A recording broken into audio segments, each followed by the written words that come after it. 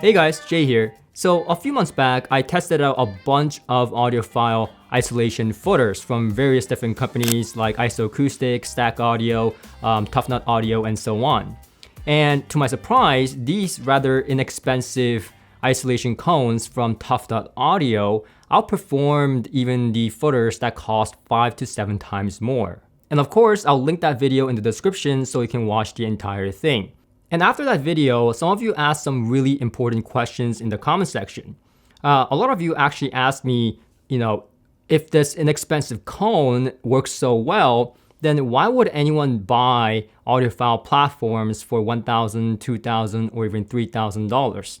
And honestly, I didn't have a great answer back then, because audiophile platforms for the longest time for me was actually something that I found gimmicky, that's something audiophiles bought to make them feel better, rather than for real sonic benefits per se, psychoacoustics. So I did the sensible thing and compared this footer to the platforms Tough Nut Audio makes on the same test bench. And a little spoiler, yes, the platforms actually do perform even better than these cones. But that's not even the part that got me. While I was testing their platforms, they showed me something that the platform does that I had actually no idea how I'm gonna even measure it. And to my surprise, a designer in Quebec took interest in actually measuring this platform's ability that I'll share with you in this video. But before we go any further, a quick recap if you missed the last one because the context matters here. So Solon and Tough Nut Audio built a rig where drivers pump vibration up into a surface, and a contact mic on top reads only the physical vibration coming through, not the sound in the air.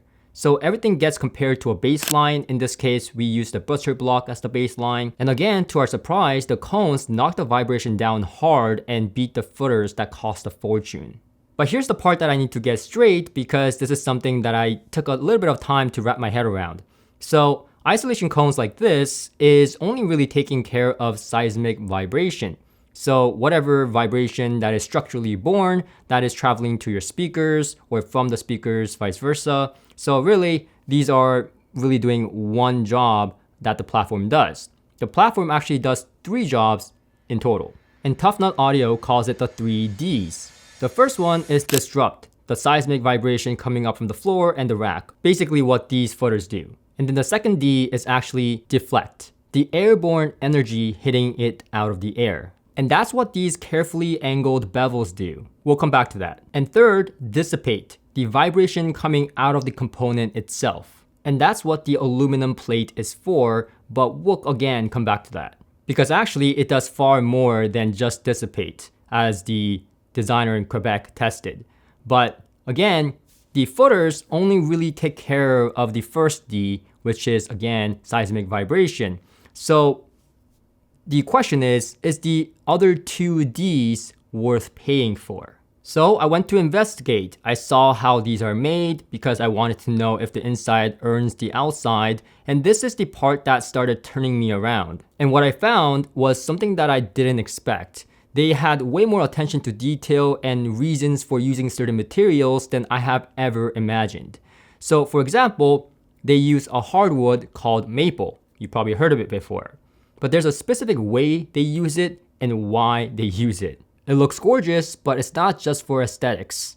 It's near the top of the Janka hardness scale, and it's diffuse porous wood, which means a denser, smoother surface. And you guessed it, a hard, smooth surface deflects airborne energy instead of soaking it up.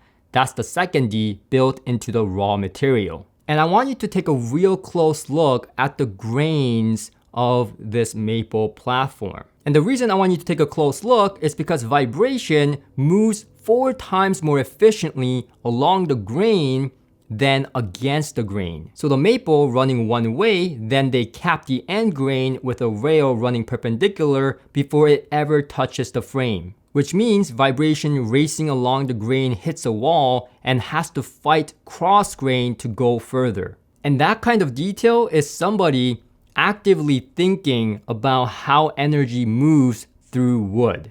And then let's talk about the bevels. Again, these look nice, but they're not just for looks. Those specific angles deflect sound energy, the airborne vibration, down and away from your components. And this is a real thing. especially, when you play speakers really, really loud. And actually, this is something that's used in speaker design as well, especially when it comes to narrow baffle designs. They add these kind of angles and uneven surfaces so that there's no slapback from the driver hitting the narrow baffle and coming right back through the cone. But here's the part that I actually want you to see, because this is where the word dissipate earns its keep, but also is something that you don't see on a finished platform. Inside, this is not a solid block. It's a stack, and you can see it in the cutaway, the layers. On top, the surface your gear actually sits on is a 1/4-inch treated aluminum plate. Under that is a composite rubber pad carrying the plate. Under that, a layer of dense, low-profile ribbed rubber laid down in parquet pattern and bonded to a cork and rubber substrate. And under that, 3 more layers of sound and vibration absorbing material before you even reach the maple. Now that is a serious, deep installation core. And I want to be clear about why the stack matters, because more layers isn't always the best. It's just a spec, right? Look at how many layers I got.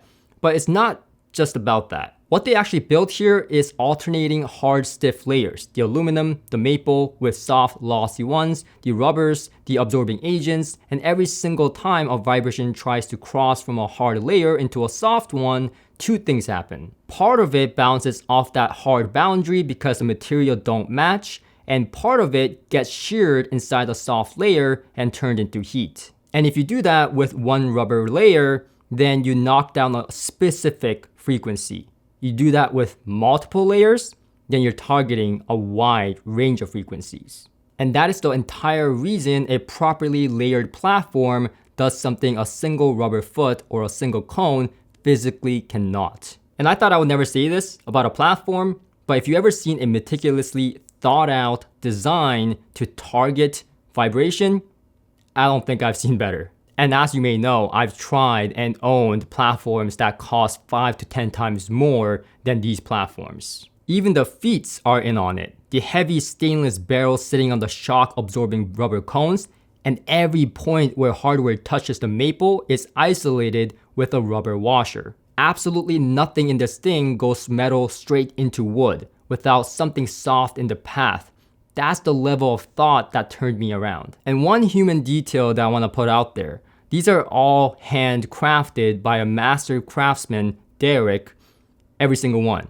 And he's always experimenting with better ways, new ways to do this, and with materials as well. So for example, this roasted torrefied maple, which makes it more stable and is used in really ultra expensive luxury high-end designs. You've seen it with Sonos Faber speakers and so on. And yeah, and a pure copper plate instead of aluminum because it's a better conductivity and literally what RFI and EMI rejection materials are made out of. And the plus is, when I was over at his workshop, well, it smelled like maple syrup. And apparently, cutting and working with this wood specifically makes that really nice, almost like a maple syrup type of smell. Really, really nice. But okay, how does it actually perform on the test bench? So for the test, we were using the Vibration 2.0 station. And what this does is it causes vibration. It has speakers underneath it from bass frequency all the way to the high frequency. And the idea is that it's causing vibration, specifically structural vibration that goes through. And we have this contact microphone, and it's called a contact microphone because it picks up whatever it's in contact with and not airborne vibration. So this way, we can actually measure the vibration that gets knocked down. The only thing is that, well, contact microphones are not calibrated, so you need a baseline. So we use something like a butcher block as a baseline to compare everything against. And rough rule for these graphs, on the scale, every 6 dB is roughly a doubling or halving, and 20 dB is about a 10-fold change. So a 20-something dB drop is a big deal, not a rounding error. And I want to be clear and transparent about something. While the test procedure and the test itself was done by me, the Vibration 2.0 station was co-developed by Solon and Tough Nut Audio. So you may think, well, doesn't that mean it's gonna favor Tough Nut Audio products? But that can't be further from the truth. Well, the machine itself doesn't really favor anything. It just shakes and measures. And there's absolutely no possible way that we can rig this so that the vibration, the shake station, somehow performs better than its counterparts. So it's simple as that. I can't control how much vibration is going through. Everything was set at a baseline. The numbers don't care about whose name is on the box. So I ran the cones, my old favorite, then the GP3 platform. Same baseline. Low frequency first because that's the rumble, the footballs, the energy that smears your bass. And you can see here, even against the cones that beat the other footers, yeah, it's performing way better. Now the part that I care about the most, the mid frequency and the high frequency. Now this is the part where I can't really test it fully in terms of its full potential because we're not testing airborne vibration. This is just testing structural vibration, the first D. And even against the cones, again, it performs better in the mids and highs. But what you don't see here, again, is the airborne vibrations being deflected, and that is something that is hard to measure. So the Tough Nut cone gets you most of the way in the bass for a fraction of the price. The platform buys you the part a cone physically cannot, the broadband control and the airborne rejection, and the data shows it. So it's my personal belief that if a platform was built for something, it was built for something like a turntable. Because a phono cartridge is literally a vibration sensor. Its whole job is reading microscopic movements. So any outside vibration that reaches it, floor, speakers, rack, gets read as if it was part of the music. Noise injection straight into the most sensitive point in your system. And for those of you that care, I want to share my subjective experience, my subjective story on why I wanted the GP3 under my Symphony turntable. It was because, if you know Vincent Belanger, he's a friend of mine, and he's a cellist, and he's a composer as well. And he's a very close friend of mine. He played in this room multiple times. And I've actually done a project with him called Songe as well, in a church live recording. Very good. I'll link to that album in the description as well. But it was actually the pure cello album that I played on this turntable with this platform. And it's something that I play all the time. I know the sound of his cello very, very well. Or I would like to believe after, having heard it so many times in real life. And never once did I feel like, through a hi-fi system, I got that impact, that texture, that grip that his cello produced that made it sound so organic and real. Never once. But when I put this platform under the Symphony turntable, it became so real. And that experience was something that I didn't expect whatsoever.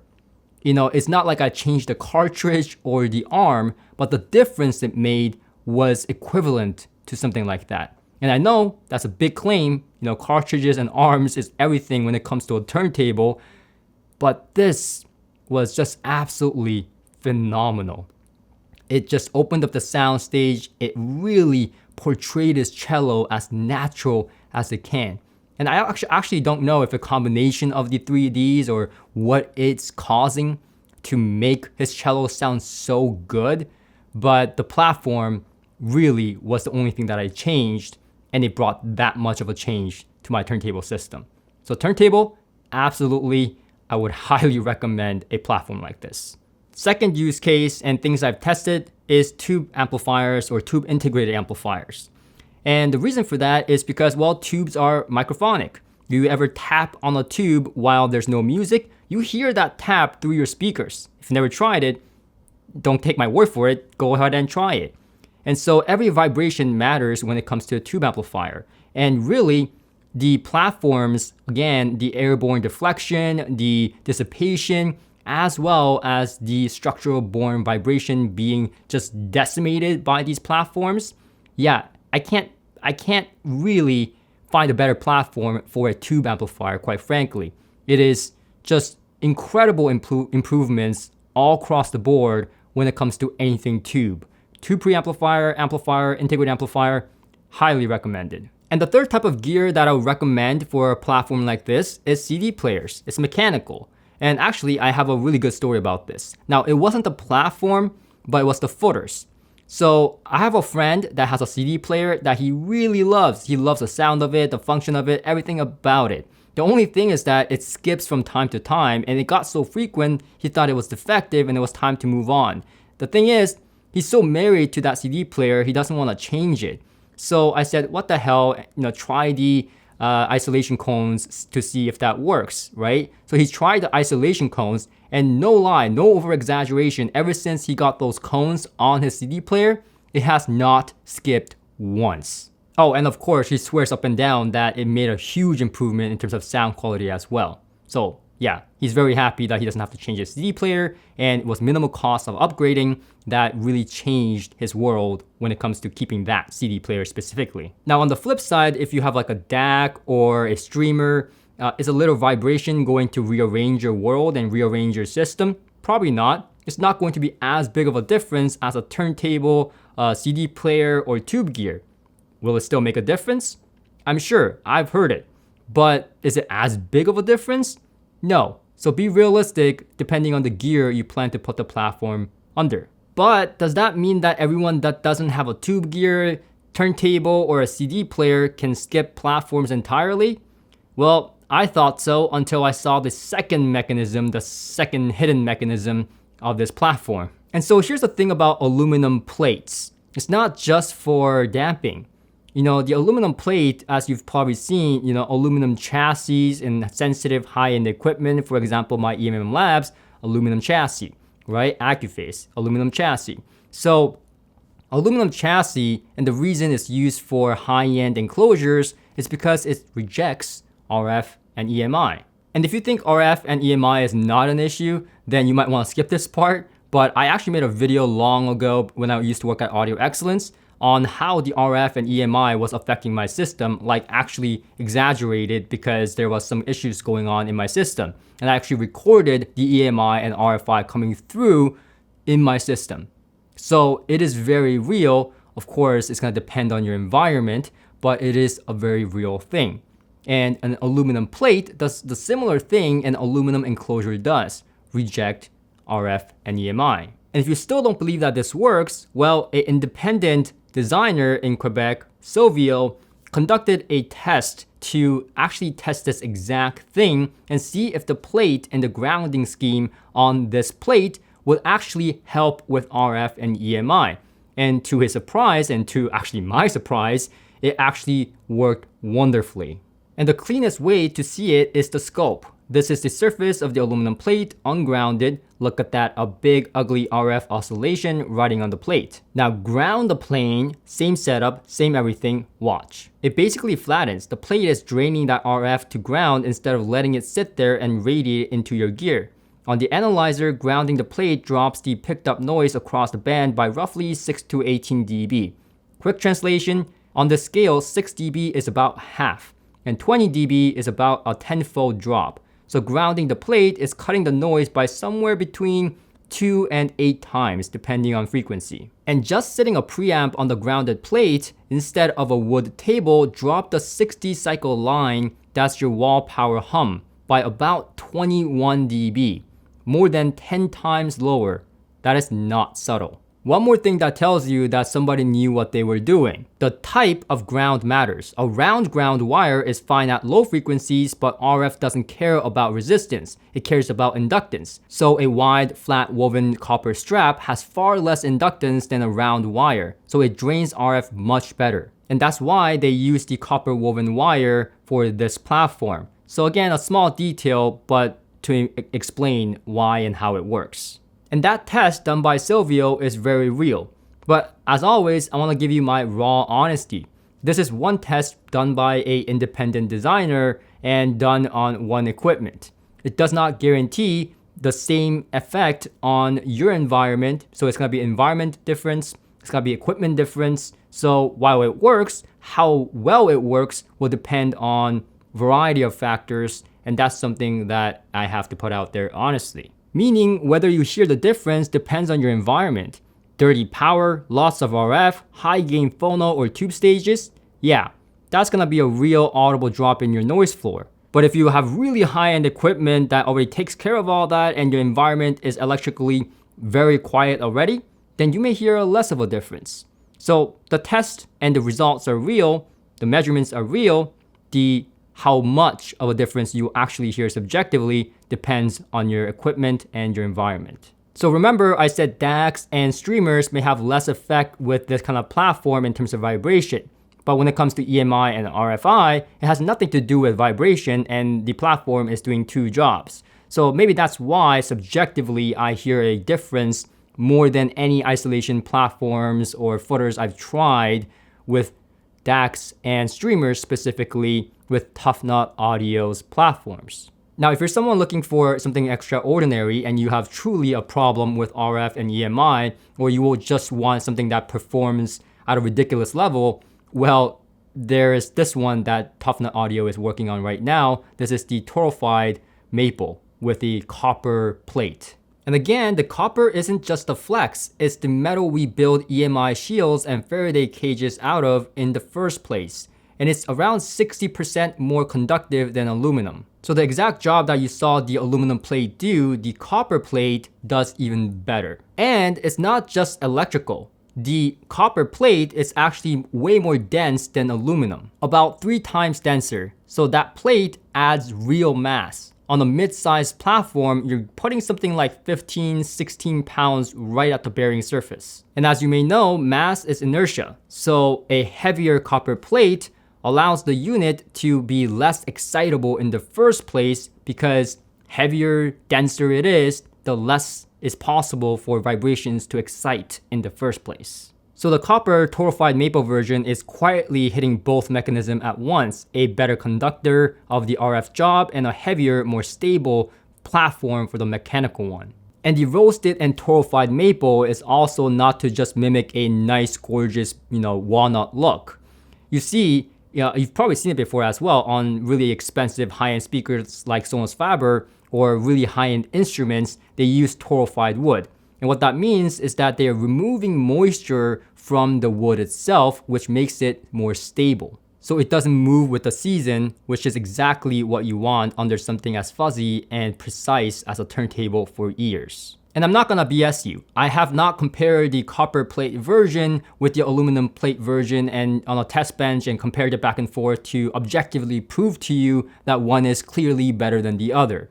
So what I'm about to say right now is purely based on subjective experience in my time with this lone unit of the copper plate roasted maple version. I put the copper platform under my Audiophile E700 and it made the amp sound better than I have ever heard it. And I'll be straight with you, it was a little bit freaky because I never thought a platform can make that much of a difference to a existing equipment. It was a bigger jump than I've gotten from swapping a cable or even swapping a DAC. And I'm telling you that fully aware is exactly the kind of claim that raises eyebrows. No blind test, no level matching, and expectant bias is real. I'm not immune to it. But here's the part that makes me think that this is not just in my head and I'm just hearing what I want to hear. Firstly, I think it's less to do with vibration. Sure, that's taking care a lot of the vibration that's right next to my Audiophile, along with the speakers. But I think it also has to do with the copper plate a lot and how it's draining RF and EMI, especially in my environment. Because remember I told you a story about how I had significant RF and EMI issues that I recorded at the Audio Excellence channel back when I was working? Yeah, this is the same place, albeit that RF and EMI issue problem was in a different room and exactly the reason why I moved to this space, this room, part of this house, so that I don't get that RF EMI issue. But maybe my place is just susceptible to all those EMI and RFI noises, and the copper plate is doing real heavy lifting, allowing me to really hear the Audiophile for what it is. But regardless, I've fallen absolutely in love with their platforms. I have the GP3 on my Symphony turntable, the GP1 modified version on my Alnic phono stage, and my Meitner MTRS is the newest addition, the GP3 heavy mass version. And honestly, it has made a real improvement to my system, believe it or not. And you might think, well, that's a lot of money spent on platforms. And you're right, it is quite a bit of an investment. But the way I see it is that the platforms are quite literally permanent. I mean, these things are made to last a lifetime, if not past your lifetime. or past your lifetime of your equipment. The equipment will change, but the platforms will not. The platforms will always remain here. I can change my phone stage, but the platform will be the same. So it's a one-time purchase, and that's kind of how I justify it. And it has absolutely become a core part and component of my system. And that's kind of weird because I never looked at a platform as a part of a component in my system. But really, these platforms make such a huge difference in my system that I really can't do it without them anymore. And there's something else you're paying for that never shows up on the spec sheet. These don't come off a production line, there's a person behind it. Derek, the designer, is a master craftsman, and he builds every single platform himself by hand to a level of precision and care you almost never see anymore. When you order one, you're not pulling a box off a shelf, a craftsman is making it for your system. And no lie, every single time I come into my listening room, I run my hands across the platform, and it's just joy because the craftsmanship is just unbelievable.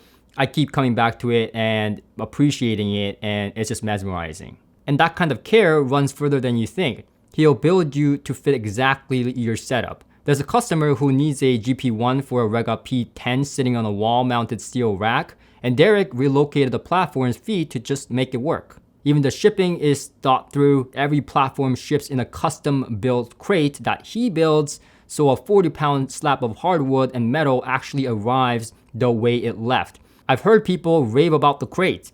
That tells you the level we're talking about. And lastly, honestly for me, after seeing him work in person and seeing the level of craftsmanship, I think these platforms are a bargain.